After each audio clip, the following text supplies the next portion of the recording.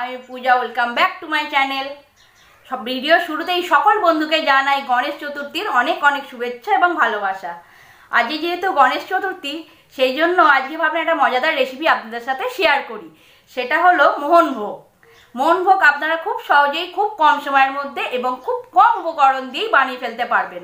আর সেটা যেহেতু খুব তাড়াতাড়ি বানানো হয়ে যাচ্ছে, সেটা আপনারা ভগবানের কাছে ভোগ হিসাবেও নিবেদন করতে পারেন। হ্যাঁ, সেই জন্যই আজকের ভিডিওটা। আর এই রেসিপিটা শিখতে গেলে ভিডিওটি অবশ্যই শেষ অবধি দেখতে হবে আপনাদেরকে, এবং যদি রেসিপিটা ভালো লাগে অবশ্যই একটা লাইক দেবেন। আর ভিডিওটা যদি হেল্পফুল বলে মনে হয় অবশ্যই ফ্রেন্ড এবং ফ্যামিলির সাথে শেয়ার করুন। আর আপনারা যদি কেউ আমার চ্যানেলের নতুন দেখেন তাহলে অবশ্যই চ্যানেলটিকে সাবস্ক্রাইব করে দিন এবং পাশে থাকা বেল আইকনটিকে প্রেস করে দিন, যাতে যখন আমি ভিডিও ছাড়বো তার নোটিফিকেশানটা সবার আগে আপনাদের কাছে পৌঁছায়। তো বেশি দেরি না করে চলুন দেখে নিই রেসিপিটা বানাতে কি কি উপকরণ লাগছে। মোহনভোগ বানাতে আমাদের লাগছে 1/2 লিটার দুধ, 1 টেবিল স্পুন গাওয়া ঘি, 75 গ্রাম সুজি আর 150 গ্রাম মতো চিনি। মিষ্টিটা আপনারা কম বেশি যার যেরকম পছন্দ সেটা দিতে পারেন। আর এখানে আমি খোয়া ক্ষীর পাইনি বলে তার বদলে আমি নিয়েছি 3টে কালাকাঁদ সন্দেশ, আর তার বদলে আপনি কনডেন্স মিল্কও মেশাতে পারেন। আমি একটা অ্যালুমিনিয়ামের বাটি নিয়ে গরম করতে বসিয়ে দিয়েছি, অলরেডি গরম হয়ে গেছে। তাতে আমি ফার্স্টে গাওয়া ঘিটা মিশিয়ে দিচ্ছি।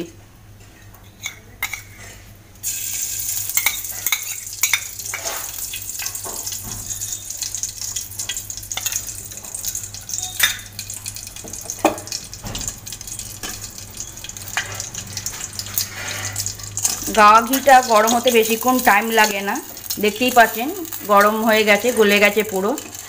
আর গ্যাসটা খুব কম আঁচ করে দেবেন, নাহলে কিন্তু পুড়ে যাবে জিনিসটা। এবার আমি সুজিটা দিয়ে দিচ্ছি।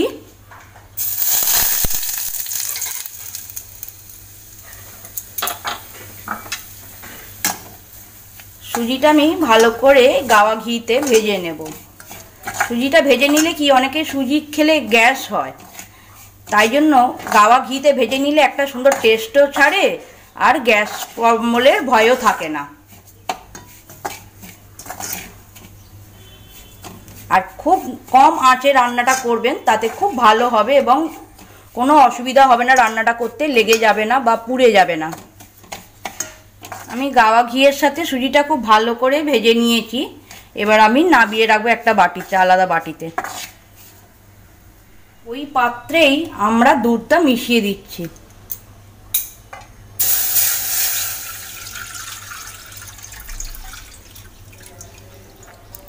দুধে আমি এখানে কোনো জল মেশাইনি, তাতে পায়েসটা যাতে খুব ভালো হয়, দুধটা ঘন থাকে, পায়েসটা যাতে খুব ভালো হয়। দুধটা আমি খুব ভালো করে নেড়ে নেড়ে 15 মিনিট মতো ফুটিয়ে নেব, তাতে দুধটা আরও বেশি ঘন হয়ে যাবে।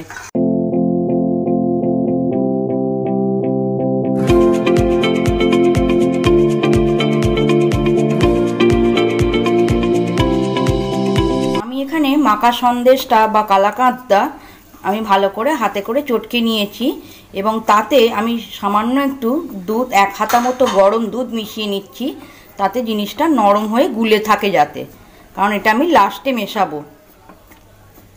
কারণ এই হিসাবে যদি আমি দুধে ডাইরেক্ট দিয়ে দিই, তার ফলে কী হবে, দুধের মধ্যে ডালা ডালা মতো থেকে যাবে, তাতে ভালো করে মিশতে পারবে না, অসুবিধা হবে মেশাতে। আমি 1 হাতা মতো দুধ আমি এতে মিশিয়ে দিচ্ছি।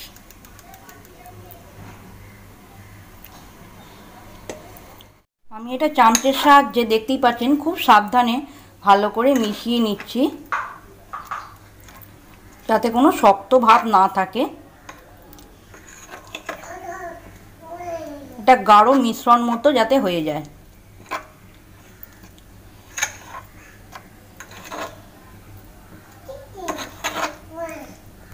দেখতেই পাচ্ছেন এটা খুব সুন্দর করে মিশে গেছে এবং গাঢ় একটা মিশ্রণ তৈরি হয়ে গেছে, কোনো শক্ত ভাব এর মধ্যে কিন্তু নেই।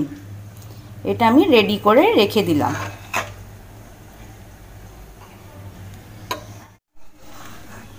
আমাদের দুধটা প্রায় ঘন হয়ে গেছে, দেখতেই পাচ্ছেন। আমি যেহেতু জল মেশাইনি, তাতে আরও ভালো সুবিধা হয়েছে এটা।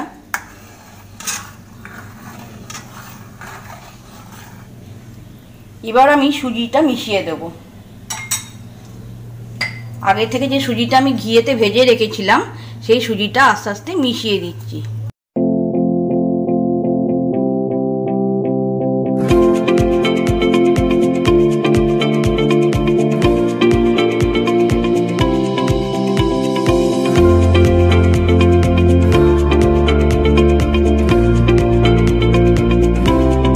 সুজিটা দেওয়ার সঙ্গে সঙ্গে নাড়তে হবে, নালে সুজিটা কিন্তু শক্ত হয়ে ডেলা হয়ে যাবে, তাতে কিন্তু খেতে একদমই ভালো লাগবে না।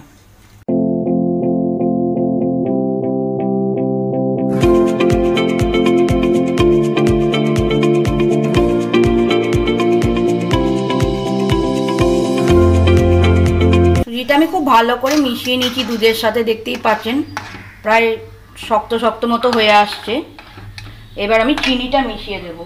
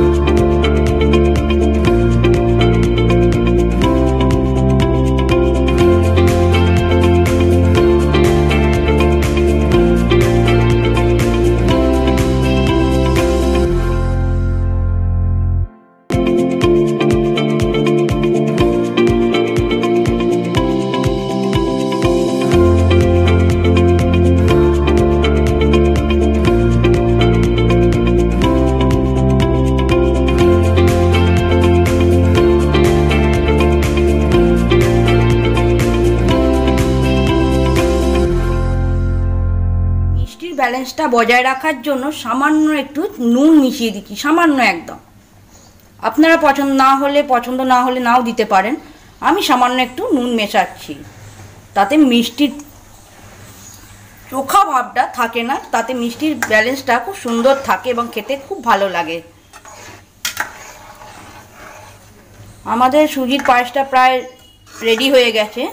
আমি এবার ওই গুলে থাকা কালাকাঁদটা মিশিয়ে দেব দুধেতে। যে গুলে রেখেছিলাম যে কালাকাঁদটা, সেটা আমি মিশিয়ে দিচ্ছি দুধেতে।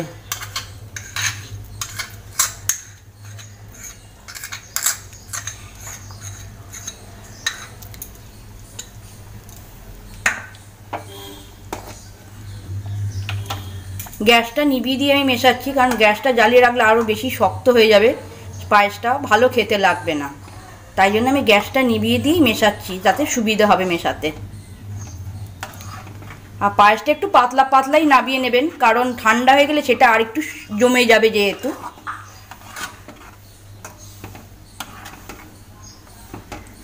দেখতেই পাচ্ছেন খুব সুন্দর করেই আমার মাখা সন্দেশটা বা কালাকাঁদটা খুব সুন্দরভাবে কিন্তু মিশে গেছে, কোনো ডালা ভাব পায়েসের মধ্যে কিন্তু নেই।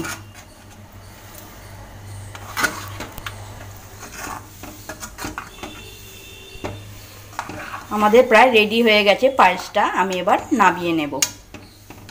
রেডি হয়ে গেছে আমাদের মোহনভোগ, গণেশ চতুর্থী স্পেশাল। আমি তাতে একটু কাজু এবং কিশমিশ দিয়ে গার্নিশিং করে দিয়েছি। আপনারা এতে পেস্তা কুচিও দিতে পারেন, তাতে আরও ভালো সুন্দর দেখতে লাগবে এবং সুন্দর খেতেও লাগবে। আর এটা আপনারা ফ্রিজেতে রেখেও ঠান্ডা হিসাবেও পরিবেশন করতে পারেন, তাতেও খুব সুন্দর খেতে লাগে। আজকে আপনাদের সামনে চলে এসেছি আমার দুষ্টু মেয়ে এবং আমার হাজব্যান্ড। হ্যাঁ, আজকে আমার মেয়ে সেজেগুজে রেডি হয়েছে আমার সাথে ভিডিও শ্যুট করবে বলে, গণেশ চতুর্থী স্পেশাল। তাই আপনারা আশা করছি ভিডিওটা ভালো করে দেখে নিয়েছেন এবং বুঝতেই পেরেছেন খুব সহজেই এবং খুব তাড়াতাড়ি কী সুন্দর বানানো হয়ে যাচ্ছে রেসিপিটা। অতএব বেশি না করে ঝটপট বাড়িতে বানিয়ে ফেলুন এবং ভগবানের কাছে ভোগ হিসাবে নিবেদন করুন। আজকের ভিডিও এই পর্যন্তই, দেখা হচ্ছে নেক্সট ভিডিওতে। বাই করে দাও।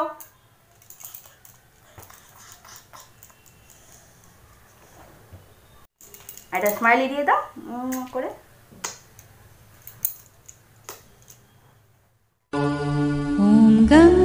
गणपतये नमो नमः।